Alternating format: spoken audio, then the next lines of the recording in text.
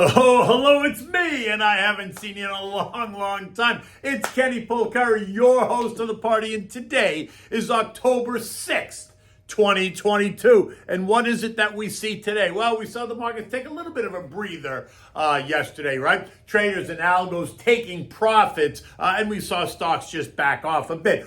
OPEC came out and surprised Joey and the White House as they announced 2 million barrels a day in production cuts. Mary Daly, San Francisco Fed print, making it clear that the Fed is not pivoting. And Shell this morning just came out to warn about third quarter numbers. The stock's down 4%. And what do we have for dinner tonight? We're going to have the pasta carbonara because it came at a special request.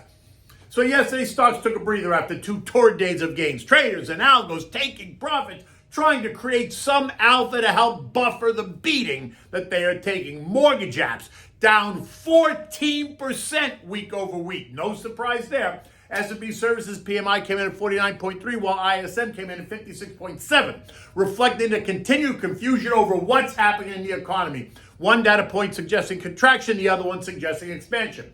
At 4 p.m., the verdict was in. The Dow lost 42 points, the S&P gave up 8, the NASDAQ was off by 30, the Russell down by 13, and the transports were 64 points lower.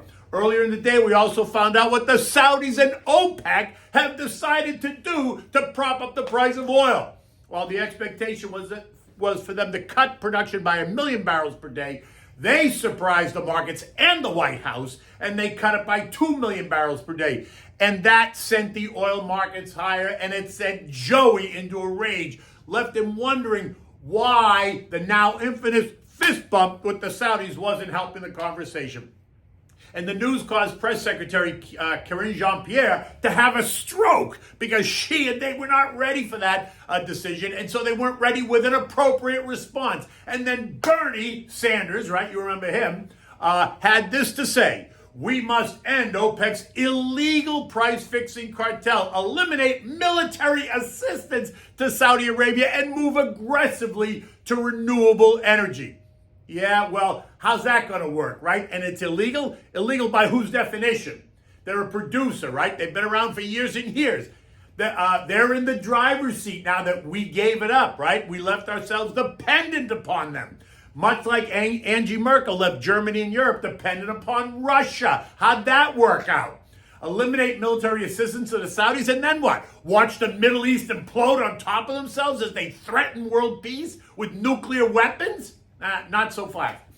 Move aggressively to renewable energy? I thought we're already doing that as fast as we can, and it's not happening anytime soon. Certainly not happening in Bernie's lifetime, and most likely not even in mine. So it seems to me Bernie's completely out of touch with reality, which shouldn't be a surprise. What I find most interesting is that it was never, that he never once suggested that we pump our own oil and return to being the swing producer that we were under the prior administration. But look, let's not go there. It's not going to help the conversation this morning. The White House, in fact, Joey, then announced another release of 10 million more barrels of oil from the Strategic Petroleum Reserve, right? And that's draining quickly, while also begging that thug down in Venezuela, right, Nicolas Maduro, to help us out. And by the way, what does the left woke crowd have to say about that? Apparently nothing. Not a chirp from any of them about Nicolas Maduro helping out the U.S. with dirty oil, right? Don't be surprised if he suggests that we should restart our oil negotiations with Iran, right? Forgetting the whole nuclear threat that they represent. Or how about Russian oil? I'm sure that Vlad's got a few extra barrels of oil hanging around. I mean, it's ludicrous what's happening. So energy had yet another great day, right? The XLE added 2% to the most recent 8% gain over the last couple of days. Healthcare and tech also up by 0.3%. Every other sector was in the red, and the contra trades, certainly did a little bit better, but not big because we didn't have a whole lot of movement either way. Oil, which had gained 1.8% yesterday, ended the day at 88.05, up 15% the last 2 weeks. Is trading down 15 cents this morning at 87.62. OPEC defending their position, blaming it on the International Energy Administration that predicted a $2 million barrel a day supply surplus. So all they did was balance it out by eliminating 2 million barrels per day. They've now brought supply and demand into balance. Okay, well, then that means oil should trade back to where it was, right? Rather than the 15% higher that it's trading at. In any event, calls for $100 a barrel of oil are now the default position. That's where the Saudis and OPEC would like it to be, and you can you can bet that it's not where Joey wants it to be, especially ahead of the midterm elections. And our friends at Goldman, oh yeah, they just jacked up the price of oil as well into the year end. Treasury securities fell, sending yields up again. The curve remains inverted. The 2's yielding 4.17, the 5's yielding 3.98, and the 10's yielding 3.77. And that inversion is not going to correct itself anytime soon. The dollar index, which traded down to 110.60 yesterday, is now up this morning, trading at 111.35, leaving it in what seems like the 110, 115 trading range. If it suddenly starts to weaken, then we're going to look for support at 109. Further upward pressure would be a headwind for stocks as we move into earnings season. And earnings season is only a week away. And this morning, Shell is just the latest to announce weaker third quarter performance guidance ahead of its report. Shares are down 4% this morning in the pre-market trading. Analysts are now suggesting that this weak guidance means that the fiscal year consensus is too ambitious. Did you get that? Too ambitious. Expect to hear more about too ambitious estimates in the days ahead by companies that realize they better fess up sooner rather than later. This way, analysts can adjust estimates that will then reflect a beat on the day of the announcement. You see, as usual, they lower the bar to make it easy to jump over, but it's going to be the pace of growth that's going to matter more and the guidance that they give for the next 6 to 12 months. Peloton, another winner, right? Also announcing another cut in jobs, 500 jobs or 12% of its current workforce. The stock is quoted down 20 cents or 2%, but remember, it doesn't have much more to go, right? This thing is down 95% since March of 2021. I mean, why would anyone own this dog? T. Rowe Price owns 44 million shares. Bally Gifford, 27 million. Vanguard, 26 million. BlackRock owns 15 million shares. What are they thinking? This morning, U.S. futures are pointing lower again, right? Dow futures down 175. S&P's down 30. The NASDAQ down 85. And the Russell down 13 points. And this does make sense, since the spike higher on Monday and Tuesday was a bit much. The idea that the Fed was going to pivot drove the action, and and what we've learned in the last 24 hours is that the Fed has no intention of pivoting. San Fran's Mary Daly summed it up very clearly by saying it's a high bar for slowing the 75 basis point pace of hikes, and that anticipation of cuts next year are misplaced. And Cleveland's Loretta Mester made the same comment, saying even a U.S. recession will not stop the central bank from raising rates. So to me, it seems very clear, right? They're both suggesting that it's all full steam ahead. They are raising rates.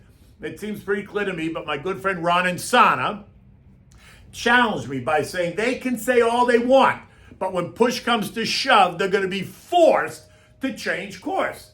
Never seen it happen any other way, is what he said to me, of which I agree. Of course, when push comes to shove, they're going to change course. I get that, right? But it's not going to be until they've broken the system, right? They've got to push far enough to break the system. Look, they brought us here when they clearly could have prevented it if they acted earlier, but they didn't. So don't be surprised that they're going to have to break it to fix it. And that is when push is going to come to shove. In any event, it is what it is. Eco data today includes nothing that's going to drive the action at all. Tomorrow is the big day, the non-farm payroll day. And what we're expecting is the creation of 260,000 jobs that are restored, actually, not created because we're still behind. Unemployment at 3.7%, but that could be higher. Average hourly earnings month over month up 0.3 and year over year up 5%. Remember, a weaker number would be welcomed by the Fed, while a stronger number in job creations would be an issue. Either way, neither is going to sway them from their 75 basis point rate increase on November 2nd. European stocks are lower across the board, down between 0.6 and 1%. Markets there are digesting all the latest news as they also prepare for the start of earnings season. Not a whole lot happening here. The S&P last night closed at 37.83, down 8 points. I suggested yesterday morning that we were going to try to close the gap at 3,700 that we created on Tuesday morning. We got close. We traded down to 37.22, but we failed to actually close it. Let's see what happens today. We remain in the 35.85, 39.60 trading range. It's important that the S&P hold that low created at the end of September last week as we move into earnings season. If it does, then that's a positive. If it fails to hold on to that low, then brace yourself for an even more lower low, right? In that lower low, lower high pattern that I described to you on Tuesday, and 3,400 could be in the line of sight at that point. Look, you're in the final months of 2022. Portfolio managers are certainly going to go on a shopping spree and looking for names that have been completely beaten up and dislocated. You should do that as well. And while I think this rally will stall once earnings starts, and as we go into the midterms, we'll only add another level of uncertainty. But in any event, I do expect that post that, we're going to see a small Christmas rally into the end of the year with a target of around 4,000 on the S&P. 2023, well, we can talk about that after the elections and after we kind of see how it all lays out. In the end, it's always best to stick to your plan. Talk to your advisor. Be strategic when allocating new money to your long-term portfolio. Overweight the big, boring names that are good divvy payers while we remain in the storm. Okay, so what do we have for dinner tonight? So I was asked to refeature this recipe for pasta carbonara. It's a simple recipe to make, but it's so good, right? So Andre's my brother-in-law. He's the one who asked for it. So Andre, here you go. It's a simple. For this, you're going to need a pound of spaghetti. You need 1 package of bacon. You can use the thick cut bacon if you want. You want to dice it up anyway. You need 1 small onion diced. You need 1 clove of whole garlic. You need about a 1/4 cup of dry white wine. You could eliminate that if you don't want the wine, but I use the wine. You need 4 large beaten eggs. You need fresh grated Parmigiana cheese and a little bit of salt and pepper. You want to bring a pot of salted water to a rolling boil just so it's ready. Now in a large sauteed pan, I'm not just going to be able to accommodate the pasta. You want to add just a splash of olive oil, then add the chopped bacon in with the whole clove of garlic. Cook it, let the bacon all render, let the fat fill in, right? Let the bacon get nice and crispy. Now just take the bacon out of the pan, set it aside, leaving the fat in the pan. Now add the diced onion, diced really small into the bacon fat. Cook it until it's translucent. Then add the 1/4 cup of wine, let the alcohol burn off. Now, add the pasta to the water and cook it till it's al dente. 8 minutes, maybe 9 minutes. Now add the bacon back to the sauteed pan. Keep it on simmer so you keep it warm. When the pasta is done cooking, you want to turn the heat up in the sauteed pan to medium-high, and then using tongs, take the pasta out of the pasta water and put it directly into the sauteed pan, and mix the pasta with the bacon fat so that it gets all nice and coated. Now turn the heat off, take the beaten eggs, pour it right into the pasta using the tongs, mix it really well, toss in 2 handfuls of Parmigiana cheese, mix it really well. If it looks like it's drying out because the pasta will suck it all up, just add 1 ladle or so of the pasta water to re-moisten it. Toss it, serve it immediately, have extra cheese on your table for your guests, and then take that white wine that you used to cook with and use that to drink with dinner, right? And you know me, it's always the Pinot Grigio Santa Margherita. In any event, the day is getting started. It's another gorgeous day here in Florida. The winter weather is here on the East Coast. It's beautiful out.